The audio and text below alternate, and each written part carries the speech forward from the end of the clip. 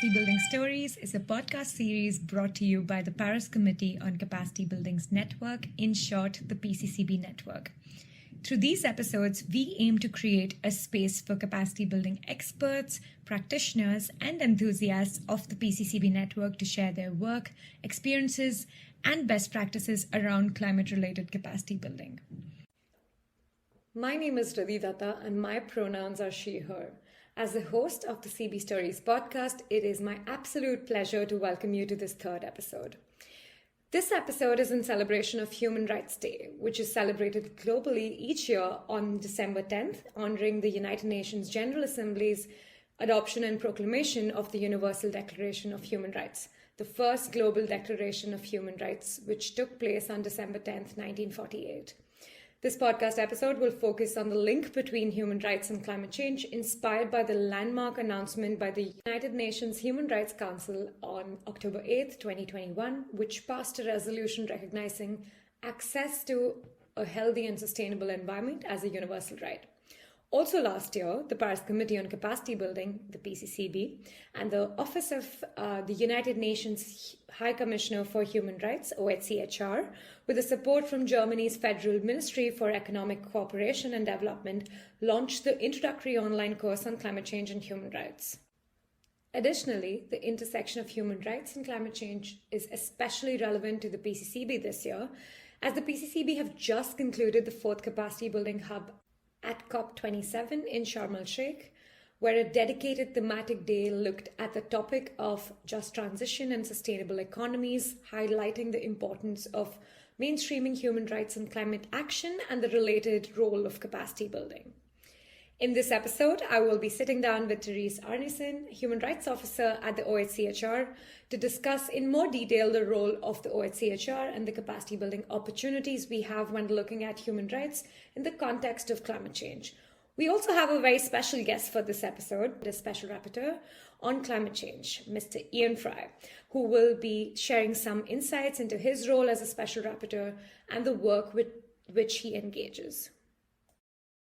Therese, welcome to the CB Stories podcast and this very special third episode. It's a pleasure to have you.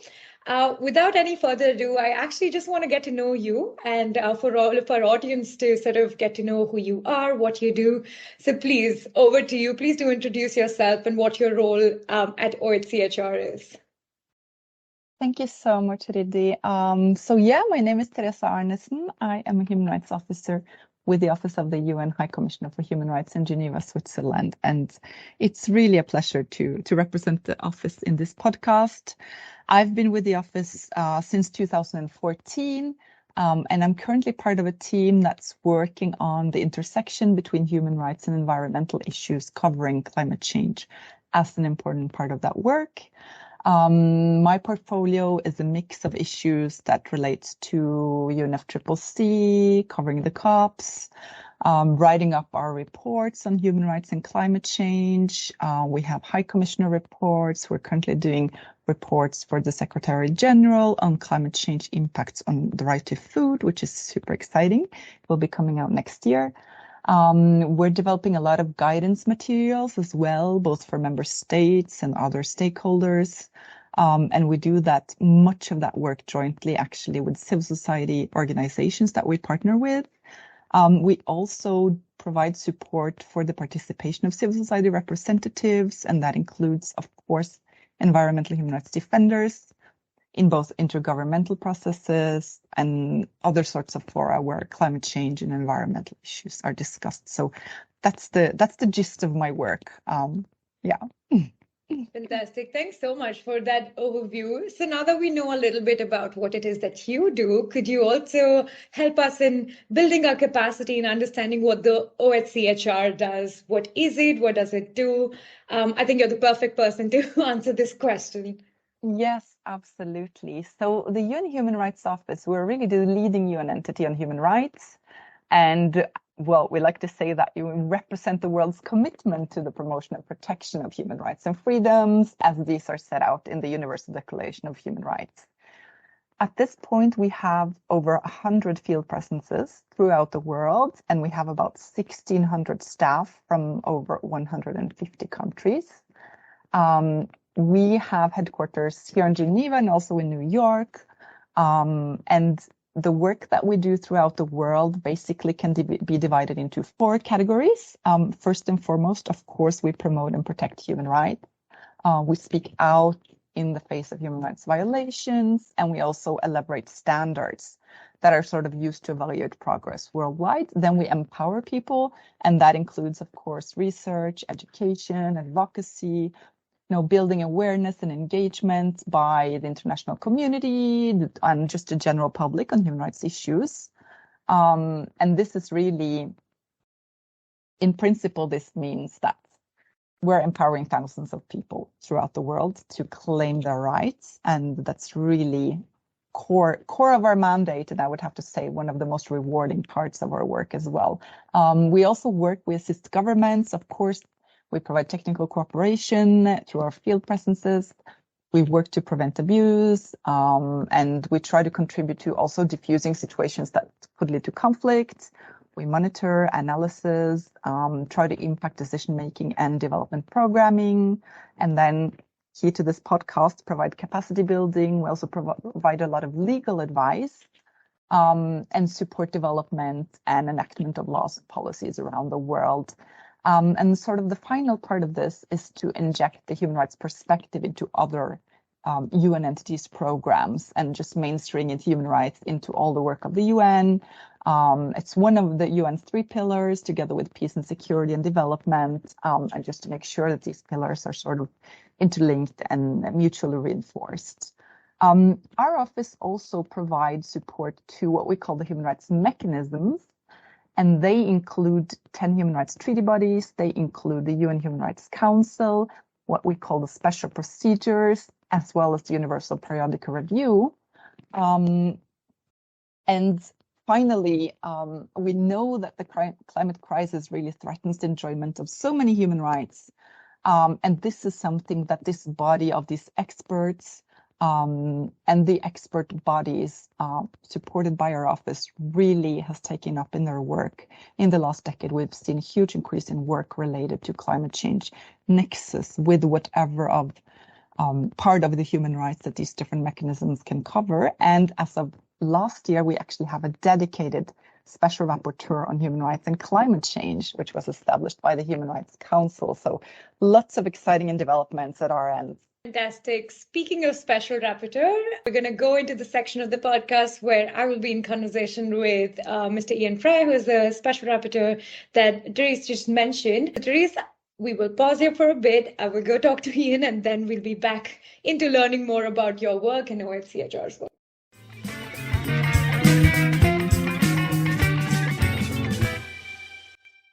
Mr. Fry, it's a pleasure to have you. As the first Special Rapporteur, what is the role of the Special Rapporteur, if I can ask that question, in terms of promotion and protection of human rights in the context of climate change? Well, thank you very much for inviting me, and it's a pleasure to talk on this issue. This is only a new position. It was only created last year, and I only started the job in May, so it's fairly new. And the mandate that's been given to me is quite broad-ranging. And covers a number of issues. So I've been asked to study and identify how the adverse effects of climate change, including sudden and slow onset disasters, affect the full and effective enjoyment of human rights. I've been asked to make recommendations on how to address financial challenges in states to promote and protect human rights, and to look at and design and implementation of mitigation adaptation policies, practices, and address how human rights is incorporated within those, to promote and exchange views on lessons learned and best practices for the adoption of human rights, using a sort of gender responsive, age sensitive, disability inclusive and risk informed approaches. And so part of this job is to make connections with all sorts of what we call rights-based holders to discuss, the connections between climate change and find ways of dealing with that. So that's other UN agencies, various regional organisations, various civil society organisations, including children's groups, youth groups, older persons, Indigenous peoples, local communities, women's rights organisations, organisations of persons with disability, and people in in poverty areas. So basically it's to cover a broad range of people associated with that. The mandate lasts for 3 years, and I've identified sort of 6 thematic areas that I want to deal with, because I have to report every 6 months, one to the UN General Assembly and one to the Human Rights Council in June of each year. So I've divided that 3 years into 3 thematic areas. So the first one, and I reported to the UN General Assembly in October, was around loss and damage, mitigation and environmental rights defenders. So that was a sort of work in preparation for COP27. The next report I'll be giving is on climate change displacement. So these are looking at the human rights implications of climate change and how that's affecting people and causing people to be displaced from their homes. That's internally displaced within their country and displaced across international borders. And that's a crucial area of my work, I think, particularly looking at the issue of people displaced across international borders, because they're not defined as refugees under the Refugee Convention, and therefore fall through the cracks as far as protection is concerned for those people. So that's quite a crucial issue. I'm looking at climate change legislation that countries have developed and seeing where they've incorporated human rights. I'm looking at the whole issue of litigation and whether climate change litigation is a process to give effective means to ensuring human rights are incorporated. And particularly, I'm looking at the issue of intergenerational justice. So this is ensuring that future generations their rights are protected against climate change, and how we can incorporate that in a legal form. I'm looking at the issue of corporate accountability and seeing how corporations should be reporting on their investments in fossil fuel industry and their investments in areas where there are climate risks. I'm also looking at the issue of what's called just transition. So this is basically people who are in the fossil fuel industry who are transitioning towards these new energy sources, that they're not left behind. Their rights are protected. That's the workers, their families, their communities, so that there's a proper just transition issue. And finally, I'm looking at the issue of what could come under the broad umbrella of new technologies. So this is, technologies like geoengineering, things like cloud brightening. These are the sort of, I guess, the end of the spectrum issues. If we exceed our 1.5 degrees Celsius target, do we need to instigate these sort of more drastic measures, and what are the human rights implications of those? So that's sort of basically the sort of work that I do. I can do country visits. So I visited Bangladesh in September and sort of looked at the implications of climate change on that country. And it was quite alarming to me. There are estimates that over 300,000 people are internally displaced each year as a consequence of climate change, and that their human rights of where they live are affected, but where they move to, mainly into the cities where they live in informal settlements, they're deprived of rights to health, education, fresh water, sanitation. So there are all sorts of implications of people displaced as a consequence of climate change. So that's a sort of a general overview of the sort of work that I do. Thank you so much for that. I think one thing that you mentioned is this keyword that we've been looking at as well is just transition. So at the 4th Capacity Building Hub at COP27, we actually had a thematic day called Just Transition and Sustainable Economies Day. And throughout the events of that particular day, the whole topic of the linkages between human rights and climate change came about quite strongly. And you kind of mentioned as well in your role and what your mandate is, the links between that. So I think just to wrap that into a couple of sentences so that it's easily consumable because there's a lot of different work that's going on. How would you describe the clear linkage between human rights and climate change? Well, I mean, climate change affects almost every aspect of citizens' lives, including their rights to life, the right to health, food, security, water and sanitation, livelihood, adequate housing, preservation, self-determination, development, equality and non-discrimination. Each of those, there's a connection with climate change. I've been working with a Special Rapporteur on violence against women because we know there are connections there. We know that, climate change affects rural women. They have to walk long distances to get water because of the effects of climate change. And that makes them subject to either harassment or sexual violence. And so that's just one of the issues that I'm looking at in collaboration with the Special Rapporteur. And if we look at some of these sort of linkages, they're clearly particular community people who are directly affected by climate change, whose rights are affected, and some are in a more vulnerable situation than others. So certainly children and young people are certainly put in difficult situations, particularly if their families are displaced. And this, puts them into vulnerable situations where eventually they could be trafficked as a result of that, or brought into some of these conflict situations. Older persons are a challenge, and I saw that in Bangladesh, where older persons can't escape some of these disasters, these climate change disasters. They don't have the mobility, so they've got to sit out these disasters, and therefore they're in a particularly vulnerable situation. I've met with various Indigenous peoples groups. I met with groups at COP27, and clearly they've got particular issues of their own, because they're so closely related to the environment. Any sort of climate change impacts affects their ways of life. Women's rights, are part of that, and of course, people with disabilities is another area. So there's sort of lots of connections with that climate change. So I produced a report to the UN General Assembly in October, and I looked at some of these issues. And so we can look at, for instance, the mitigation issue. We know that not enough mitigation action is driving climate change and therefore is impacting people.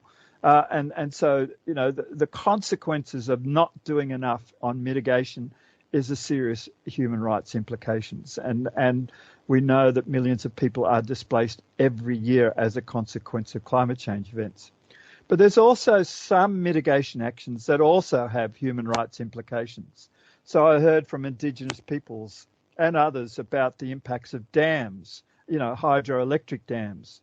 I heard from the Sami people in the Arctic region that wind turbines have been put onto their land and affecting their rights to graze their herds, because wind turbines, are a problem, and particularly the reindeer don't like being around wind turbines. Actions like REDD+ are also have implications if they're not properly, brought about to ensure that the local communities are engaged in these outcomes on REDD+ and human rights implications associated with those. I even heard, that the term nature-based solutions, which seems to be pretty innocuous, can be, a problem of human rights, particularly for Indigenous peoples, if their rights of land are not protected. So there are many actions that sort of connect, with climate change and human rights. Even adaptation actions need to be carefully planned to ensure that human rights are protected. And of course, the whole issue of loss and damage is critical, and that's closely linked to this whole human rights issue. People who have been affected by climate change need to be compensated for their losses, and therefore we need to give them rights as well. Thank you.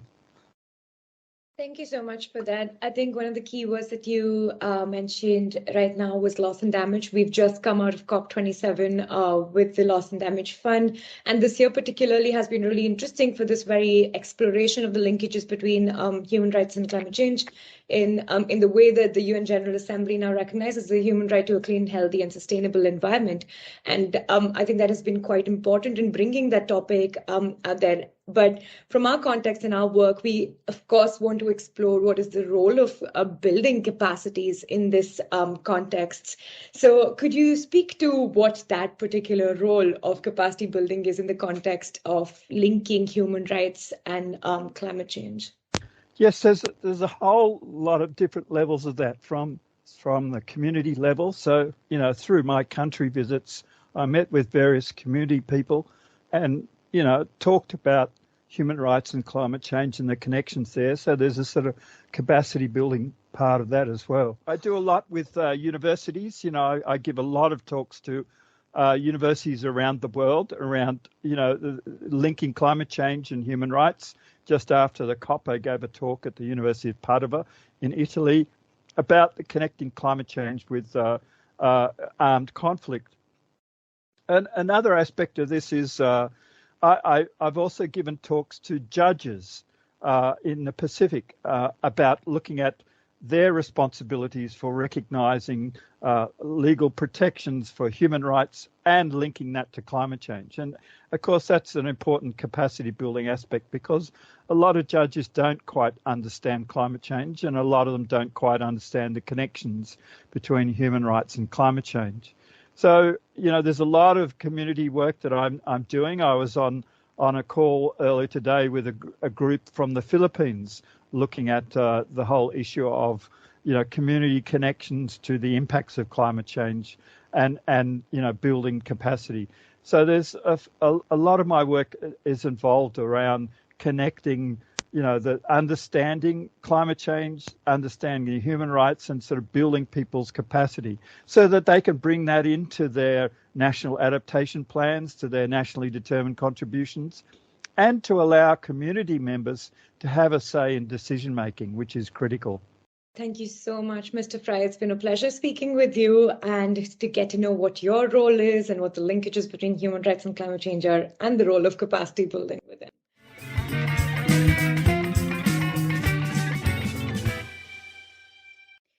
So we're back now with Therese. With Mr. Fry, we kind of explored what his role is as a special rapporteur, the linkages between climate change and human rights, and the role of capacity building in it. But I actually wanted to pose this question to, Therese, from the OHCHR's perspective in sort of assessing and bridging capacity building needs and gaps, because I think that's something that the Paris Committee on Capacity Building has in terms of its mandate. So according to you, what are some of the key capacity building needs and gaps in the context of strengthening these linkages between climate change and human rights? Some of the low-hanging fruits is what we're looking at right now, and something that we can really go into action and working on as low-hanging fruits. So over to you, Therese. Thank you so much, Riddhi, for this question. And really, first of all, it is absolutely key for climate action to incorporate human rights in order for it to be successful and sustainable. And for duty bearers, like we like to call them, for example, member states, decision makers, to really be able to do so, they need to know how to do it. It's a question that we at the UN Human Rights Office is often asked. It's clear, the why is often clear, but the how to do it is really important as well. And these are really questions that come to us, from the highest level of decision makers. At the same time, of course, we need rights holders to be aware of their rights in order to be able to claim and enjoy them. And that's really the general public. Everyone, everywhere have these rights by birth, by definition, but they need to be aware of that. And that includes, also rights to participation in decision making, accessing information about climate impacts, climate action, and also to access justice when they're suffering adverse impacts of climate change or of failed climate change projects. And importantly, the capacity building related decisions, for example, of the UNFCCC's Conference of the Parties, have really consistently recognized that human rights, gender equality, the rights of indigenous peoples, they're all important cross-cutting issues that relate to capacity building.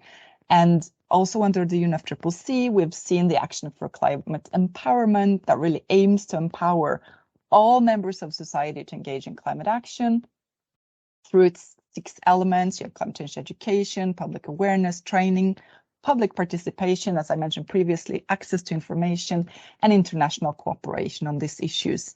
And the integration of human rights is really a key element to these priority areas, to the action plans of ACE going forward. And it really includes Indigenous people's rights, women's rights, the rights of children, youth, and persons with disabilities. And we really think that many of the underlying elements of ACE, education, participation, and access to information, these are really human rights. So it's key to realize these in order to be able to unlock more effective climate action. So yeah, I think the need to bridge the gap between the climate change world, the human rights world, it's still really, it's real. And fortunately, we've seen a lot of good work being done in this area. We're trying to contribute to some of that together with our partners in civil society, as I mentioned earlier. We have the support of a handful of human rights friendly member states that help us also, that enable us to do this work. One example I wanted to mention actually was very recently at COP27. At the capacity building hub that you held there, we launched this toolkit for practitioners on integrating human rights in nationally determined contributions. And this was a joint product that we did together with the Center for International Environmental Law. We received both financial and technical support from Germany to do this work. And this product, this guidance, this really came out of a series of workshops that we had with both climate negotiators, other UN organizations, civil society organizations, and even national human rights institutions. And we've really made this toolkit with the purpose of helping states, policymakers, development agencies, civil society, other stakeholders to be able to better integrate human rights in NDCs. We also provided capacity building on human rights and climate change at the climate change classroom during COP27, and that was the second time we did this together with UNCC Learn. We set up this free online lecture on climate change and human rights that really aimed at improving the understanding of the participants as to why climate change is a human rights issue, how it adversely impacts human rights, and the obligations that states and even businesses have under international human rights law to really limit these impacts, and what the human rights-based approach to climate action entails and really brings to the table. Right. Thank you so much. I was just going to bring up the Capacity Building Hub, but one of the thematic days for the fourth Capacity Building Hub was on just transition and sustainable economies. And the PCCB also strives to mainstream cross-cutting issues across the program of the hub. And human rights is one of them. And although when we are reporting back, we were surprised to notice that it was only in 5 events where human rights was explicitly the main topic, the main cross-cutting issues focus. But like you mentioned, it's about rights of Indigenous peoples, about women, of youth. So human rights itself cuts across other cross-cutting issues as well.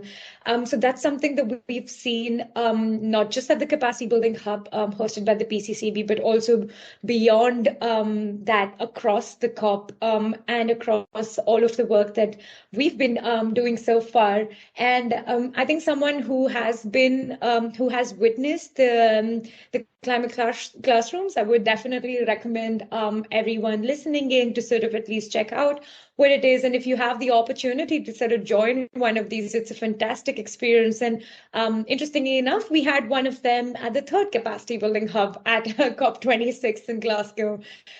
So this goes to show that the Capacity Building Unit at the UN Climate Change Secretariat and the Paris Committee on Capacity Building has been collaborating with OHCHR quite a bit. And to close off this podcast, I also wanted to sort of bring about one collaborative product that we worked on together. I mentioned this earlier in the introduction of this episode. Last year, the PCCB and the Office of the United Nations High Commissioner for Human Rights, the OHCHR, with support from Germany's Federal Ministry for Economic Cooperation and Development, launched the introductory online course on climate change and human rights. It's available, and Therese will probably talk a little bit more about the performance so far, but it's a free self-paced training course and provides modalities for better understanding, participation, and action in relation to climate change, as well as human rights challenges and opportunities. But Therese, would you like to sort of talk more about what our collaboration has been like so far and how the course has performed? Yes, absolutely. And again, thank you for the warm words also about the climate classroom. I think that the added value that we have in the e-learning course, Introduction to Climate Change and Human Rights, is that it's open to everyone. So there's no limits for subscription, and it's accessible at all time. It's a self-paced course. It has 7 different modules. But you can really go ahead at your own speed, which I think really makes it more accessible to all our users. And basically the sort of 7 modules in which it is divided, we have one part that starts out talking about human rights impacts of climate change and the corresponding human rights obligations. Then we go more into detail in terms of the role of human rights in climate negotiations, agreements, and action. We talk about climate change and human rights processes, so the other way around, human rights processes, agreements, and action.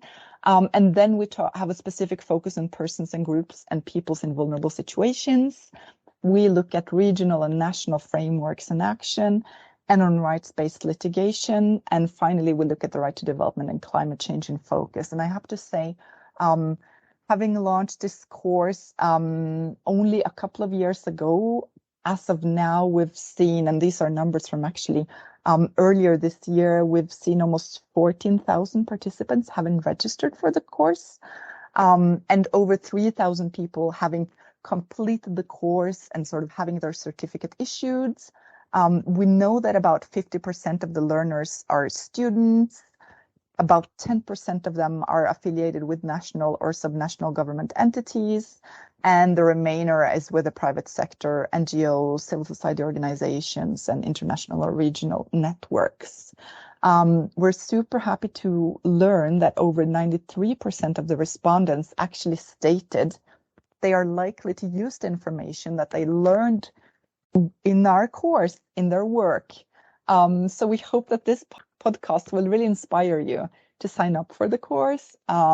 Maybe also read some of the guidance materials that we're sharing on our webpage. You could just look up human rights and climate change and find more information about that. Exactly. I think that's the call to action that we leave this podcast with. We would definitely invite our audience to sort of check out the course and interact with it. And I mean, like Therese mentioned as well, we would be very happy to even receive feedback on what to do better, or if we need to have another version of this course going up. So that's also room for us to continue our collaboration forward and continue the work of the PCB and OHCHR forward. But like Therese mentioned as well, this course is intended for everyone with an interest in learning more about climate change and human rights, including policymakers, students, experts, activists, academics. So as long as you have an interest, or even if you don't have an interest, maybe this listening into this podcast episode sparks that interest into learning more about this nexus that we're talking about. But with that, I would like to close this episode and thank you so much, Therese, for being a fantastic guest and sort of walking us through your work, OHCHR's work, and some low-hanging fruits in terms of how we can explore this realm of and very synergized world of climate action, which has human rights considerations really mainstreamed within the body of its action. But yeah, thank you so much. It's been an absolute pleasure speaking to you. But with that, we come to the end of episode 3 of the CB Stories podcast. My name is Riddhi Dutta, and I'm your host. And I will see you in the next episode.